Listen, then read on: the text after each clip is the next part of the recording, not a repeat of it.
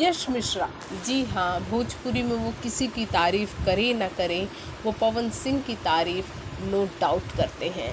उनके आवाज़ के वो दीवाने हैं और पवन सिंह के बारे में वो ये कहते हैं कि भोजपुरी इंडस्ट्री में पवन सिंह से बड़ा सिंगर कोई भी नहीं है आज के डेट में। वैसे आपको बता दें कि यश मिश्रा और पवन सिंह के रिश्ते हमेशा से भी बेहतरीन रहे हैं। यश मिश्रा की पत्नी निधि झा ने अपने करियर की सबसे बड़ी फिल्मों में उन्होंने पवन सिंह के साथ काम किया है और वो भी पवन सिंह को बहुत ही बेहतरीन एक्टर और सिंगर मानती हैं।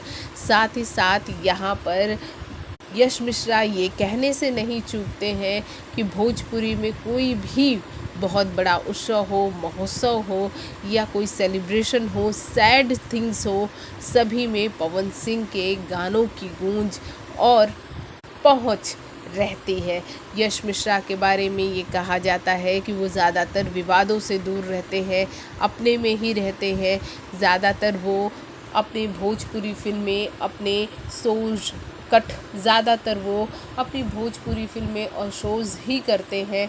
पवन सिंह और दिनेश लाल यादव निरहुआ की नो डाउट यश मिश्रा हमेशा से तारीफ़ करते हैं। भोजपुरी जगत की हॉट और मसालेदार गॉसिप के लिए हमें सब्सक्राइब करना बिल्कुल ना भूलिए।